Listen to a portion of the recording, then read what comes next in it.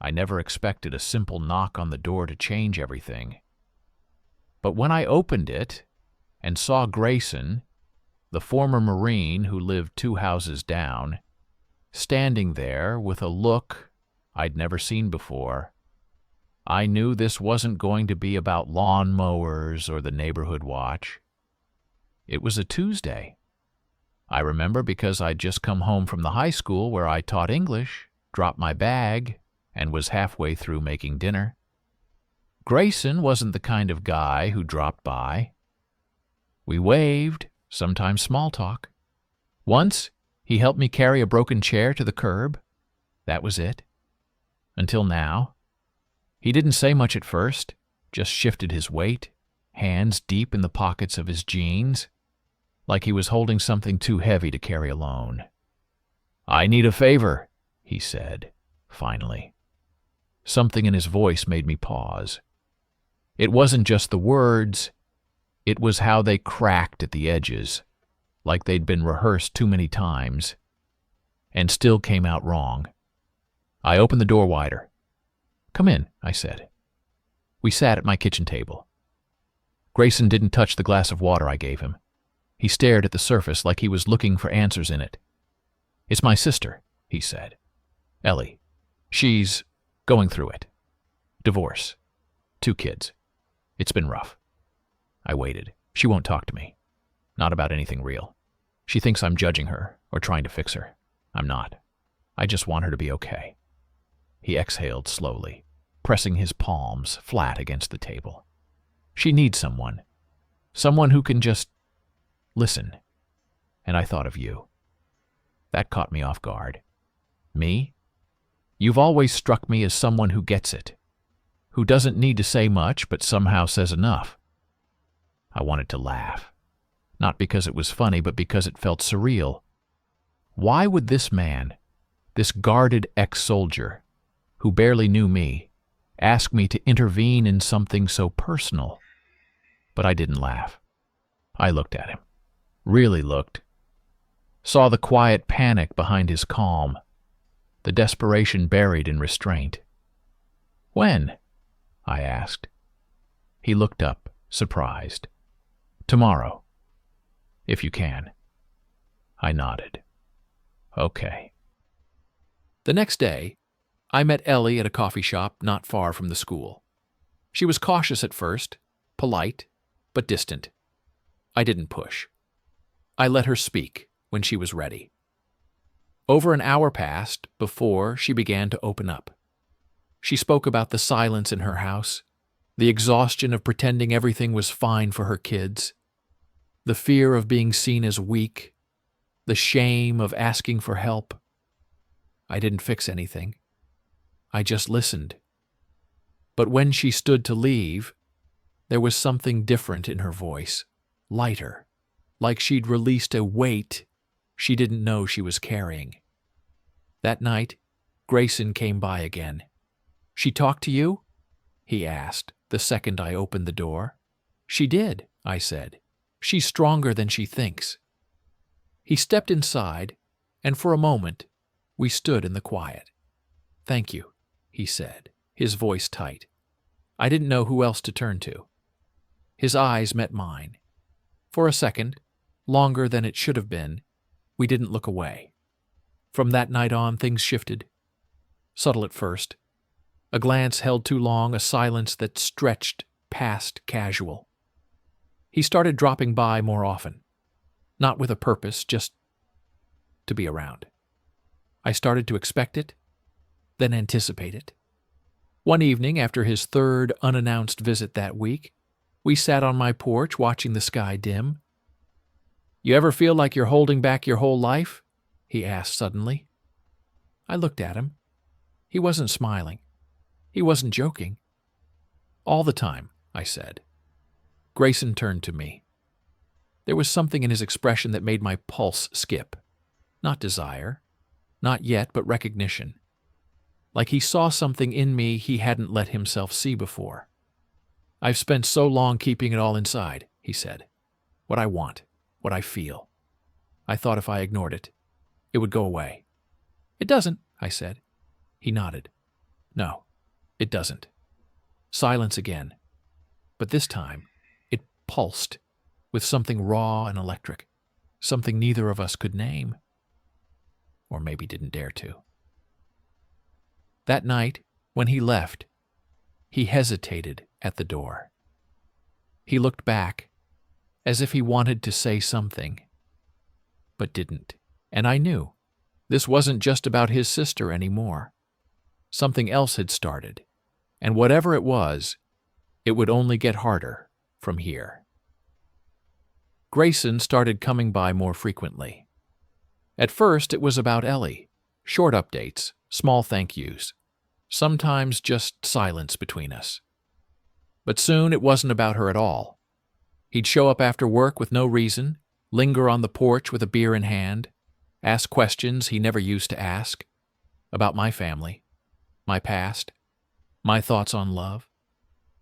One night, he arrived later than usual. He looked exhausted, eyes dull from a day that had clearly taken more than it gave.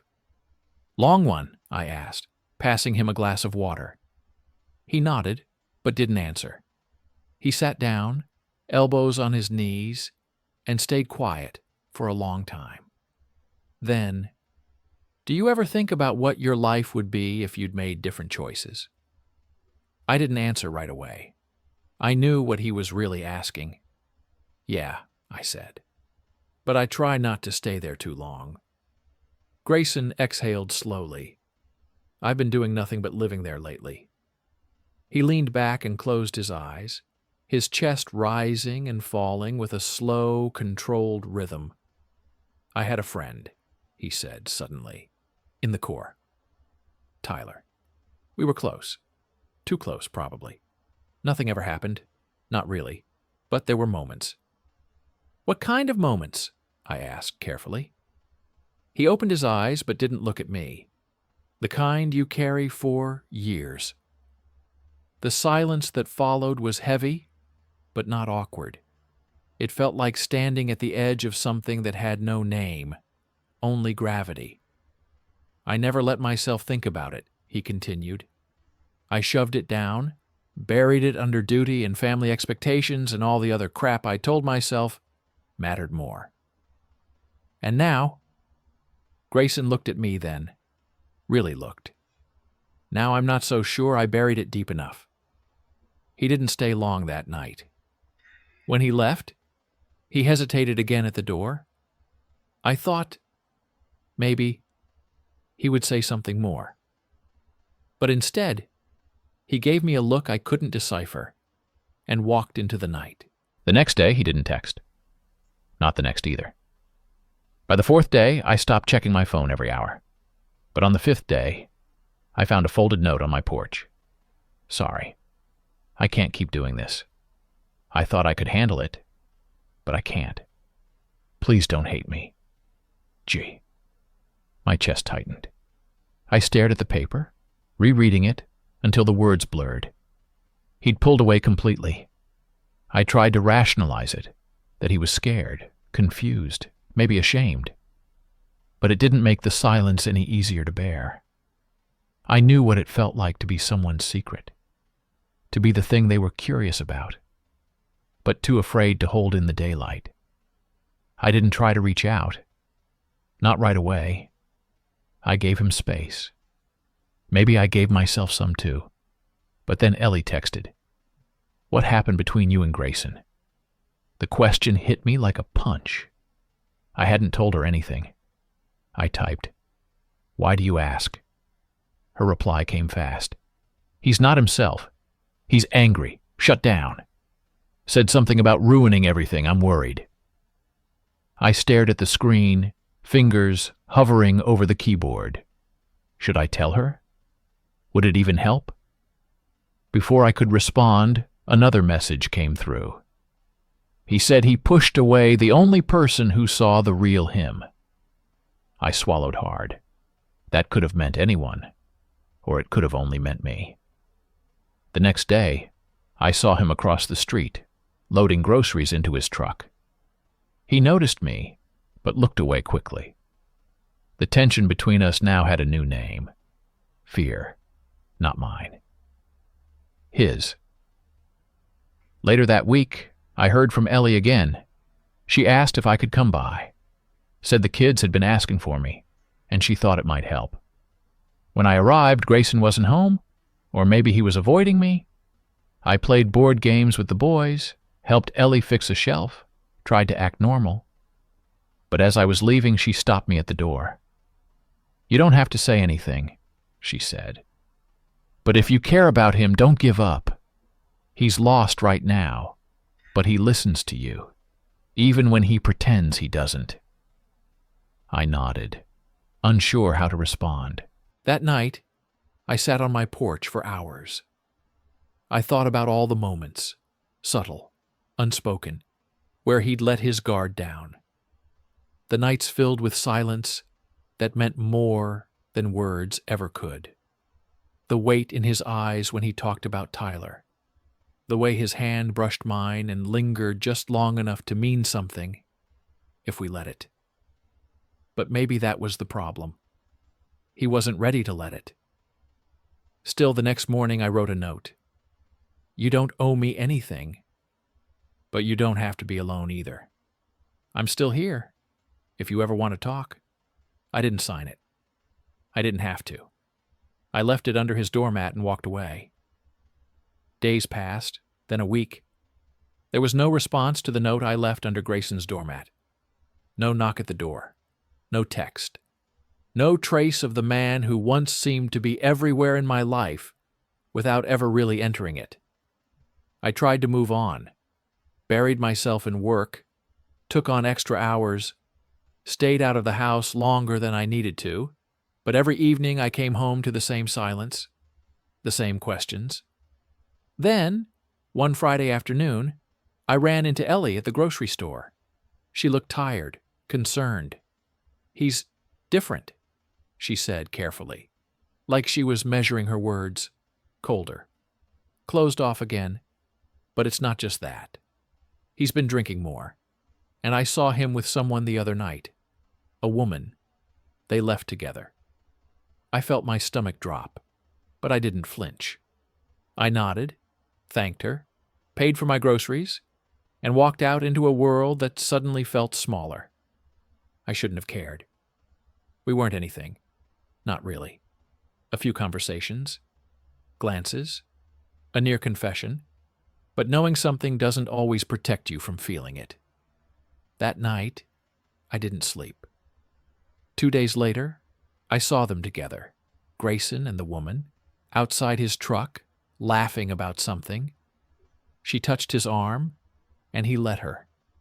He looked at her the way I thought he once looked at me. When he noticed me across the street, the laughter stopped. He tensed. I held his gaze just long enough to make it clear. I'd seen enough. I didn't look back as I walked away. It would have been easier if he'd ignored me. But instead, 2 nights later, he showed up at my door. The same way he had all those weeks ago, only this time, he looked like he'd been through a war. "Can we talk?" he asked. I didn't answer. I just stepped aside. We sat in silence for a long time. Finally, he said, "I'm not proud of what I did." "You don't owe me an explanation," I replied, keeping my voice even. "But I want to give you one," he said. "Because it wasn't about her. Not really." I crossed my arms. "Then what was it about?" He ran a hand through his hair, visibly frustrated with himself. "It was about control, about doing something I knew how to do. Something familiar, heterosexual, acceptable." I didn't say anything. He continued. "I panicked. After our conversations, after that night on the porch, I felt exposed, like I'd let something out I couldn't put back, and it scared the hell out of me." "So you tried to erase it?" I asked. "Replace it?" "I tried to forget it ever happened." "And did it work?" Grayson looked up at me. His voice cracked. "No." A long silence stretched between us. "I didn't come here to ask for anything," he added. I needed to say that. You didn't deserve to be a casualty of my confusion. For a moment, I wanted to yell at him. I wanted to ask him why he'd allowed something so fragile and rare to be crushed under fear. But I didn't, because I saw what it had already done to him. Instead, I asked, "Are you done running?" He looked at me. "I want to be." "That's not the same thing." Grayson lowered his gaze, shame plain in his posture. "I don't know how to be what you need." "I don't need anything from you," I said, "except honesty. I don't know if I can give that yet." "Then we're stuck," I said quietly, "because I can't keep waiting for you to choose yourself." He nodded slowly. "I understand." When he stood to leave, there was no promise, no dramatic exit, just two people realizing they wanted different things at different times. The next few weeks were quiet. We didn't see each other, didn't speak. I focused on my work, spent time with friends, tried to remind myself that letting go didn't mean I failed. It just meant I refused to stay in limbo. But that didn't stop the ache when I passed his house or the flicker of hope every time my phone lit up. It wasn't until Ellie called that I learned the full extent of it. "He told me," she said. "Not everything, but enough." What did he say? That he ruined something good because he was afraid of losing something he never really wanted in the first place. Approval. The version of himself he thought he had to be. And what now? He's in therapy. He's trying. I didn't know what to say to that. I was glad, but I was also tired. I'd spent so much time carrying the possibility of us that I hadn't noticed how much of myself I'd set down along the way. "I just thought you should know," she added gently. "Thank you." That night, I walked past his house on my way to clear my head. The porch light was on. The curtains were open. I didn't stop. I didn't knock. But for the first time, I felt like I could breathe. Weeks passed. Spring crept in slowly, and with it came small changes I barely noticed at first. The way I stopped checking his porch light, the way I could walk through the neighborhood without bracing myself. It didn't mean I was over it. It just meant I'd stopped holding my breath. I didn't expect to see him again. At least not in any meaningful way. But life has a strange rhythm. It waits until the moment you stop anticipating, then delivers exactly what you thought you were done with. I was leaving the bookstore when I saw him standing across the street. He hadn't seen me yet. He was looking down, checking his phone. Same posture, same weight on his shoulders. But something was different. Not in how he looked, but in the way he held himself. He didn't look lost anymore. Just uncertain. I had a choice. Walk the other way, pretend not to notice, hold on to the distance I'd earned, or walk across and find out if the story had a new chapter. I walked. He saw me halfway there. For a moment, I thought he might turn and go. But he stayed, straightened his back, waited. "Hey," I said, stopping in front of him. "Hey," he replied. His voice was quieter than I remembered. Not weak, just careful. I wasn't expecting. He started, then stopped himself. "No, that's not true." I was hoping. I nodded. "You look better." "I feel better," he said. "Most days." I waited. If he had something to say, I wasn't going to make it easier by filling the silence. "I've been in therapy," he said, finally. 12 sessions. "I've talked more in the last month than I have in the last 10 years. "That's good." "It is?" He paused. "It's also hard. Unpacking stuff I thought I'd buried deep enough to forget. That's usually the stuff that sticks the hardest." He nodded. "Ellie's been helping. She asks tough questions. Doesn't let me hide. She's good at that. She said I should talk to you. About what? Everything I didn't say before. Everything I avoided. What I did. What I ran from. I crossed my arms. Then say it. He swallowed, took a breath, and said, I hurt you. I used your kindness as a way to feel something, and when it got real, I panicked. I tried to replace it with something easy, something I could control, and when that didn't work, I disappeared. I let the words hang. Let them settle. They were true. All of them. I wasn't ready to be seen, he continued. But you saw me anyway. And instead of facing that, I made you carry the weight of my silence. I exhaled, slowly. You did. He looked down. I don't expect forgiveness. I'm not here to ask for anything. Then why now? Because I couldn't move forward without saying it. And because if there's even the smallest part of you that still wonders, I wanted you to know the door's not closed. Not anymore. The wind picked up, brushing past us like a reminder that time was still moving with or without us. You waited too long, I said. And I waited too long for you to not choose me? He flinched slightly but didn't argue. But, I added, I don't hate you. He looked up. I wanted to, I admitted. I really did. But I couldn't, because I knew what it cost you just to feel what you felt. We stood there, the past between us like a long, unspoken sentence finally ending in a period. I'm not asking for a second chance, he said. Not yet. I just want the chance to prove I've changed. I nodded once. Then prove it. Not to me. To yourself. He smiled. Small, honest. Do you want to walk? He asked. I hesitated, then said, Yeah, I do. We walked without a destination, and for a while without speaking. It wasn't comfortable, but it wasn't strained either. It was new, different, like rebuilding something from pieces that no longer fit the way they used to. Eventually, he said, I told my dad. I looked over. He didn't take it well, he continued. Said he didn't raise me to be whatever word he couldn't bring himself to say. I'm sorry. I'm not, he said. Not anymore.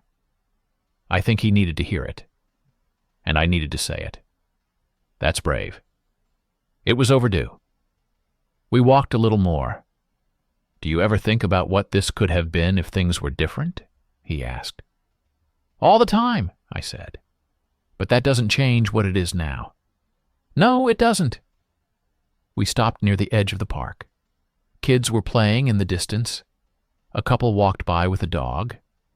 The world hadn't stopped, just because ours had paused. I think I'd like to start again, he said quietly.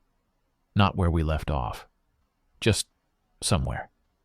I didn't answer right away. I let the silence answer for me. It wasn't a no. Starting again didn't mean erasing what came before. It meant acknowledging it, letting it stay where it belonged, in the past, and deciding whether what came next was worth the risk of building something new. Grayson and I didn't dive back in. We walked slowly into it. A message here, a coffee there. No expectations, no assumptions, and for the first time, no pressure. He was different, not fixed, not polished into some perfect version of himself, but honest, sometimes unsteady, sometimes quiet in ways that said more than words could. But when he spoke, he meant it, and when he listened, it was without defense. One evening, a few weeks into this new version of us, he invited me to his house. It was the first time since everything had fallen apart that I'd been inside. The space felt familiar, but not like it once had. Like returning to a place where the furniture's the same, but you no longer sit the same way. We sat across from each other at the kitchen table. I've been thinking about what comes next, he said. With us? With me, he clarified. But yeah, that too. I nodded, letting him continue. I used to think relationships were supposed to be this clear thing, something you defined, boxed in, made sense of.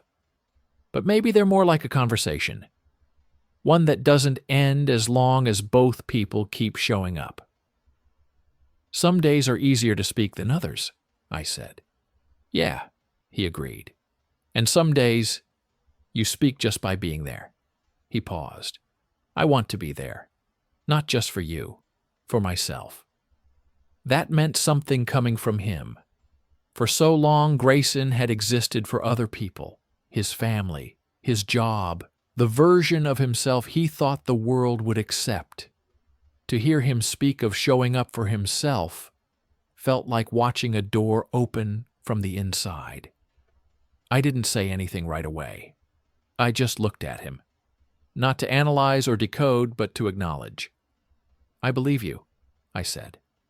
He breathed out slowly, like that one sentence released something he'd been holding in. I'm not perfect, he added. I know, I said. Neither am I. He looked relieved, as if we both understood that imperfection wasn't a flaw. It was the only honest place to begin. We didn't call it a relationship. Not yet. Maybe not ever. But something was happening. Something quieter, steadier. A choice, made one day at a time. Then came the call. Grayson's father had had a heart attack. He survived, but it was serious. Grayson drove out to see him 4 hours away. He didn't ask me to come. I didn't offer. It wasn't my place. Not then. When he returned a few days later, he was different. Not colder, just heavier. He said some things, Grayson told me. Things I never thought I'd hear. Like what? I didn't know you were carrying this much. I blinked. He didn't say he understood, Grayson added. Didn't say he accepted it. But he saw me. For the first time, he actually saw me. That's a start. It is. And for once, I didn't feel the need to explain myself. I just let him sit with it. That's strength. I think it's just time, he said. Time to stop proving anything. He paused. That includes with you too. I raised an eyebrow. I'm not here to convince you to choose me, he said. I'm just here because I want to. And if that's all it ever is, me showing up, that's okay. There was something freeing in that. No grand promises, no ultimatums, just truth. We spent that evening together, quiet, unhurried, not as a couple, not as a label, just two people finally done running. Eventually the questions faded, not because they were answered, but because they no longer held power over us. Weeks turned into months. We didn't see each other every day. Life didn't become a perfect version of what I once imagined, but we kept showing up for check-ins, walks, long silences, and sometimes conversations that went deeper than either of us expected. There were setbacks, days when the past clawed its way back in, when fear whispered again. But it didn't win. One Sunday afternoon, we sat in the park, watching families pass by. Grayson turned to me. I don't know where this ends, he said. Neither do I replied. But I'm glad we're not where we started. That was enough. He reached out, not for reassurance, not for validation, just to hold my hand. A simple act. A quiet yes. No one stared. No one whispered. No one cared. And even if they had, we didn't. Because finally, we weren't hiding. Not from them. Not from each other. Not from ourselves.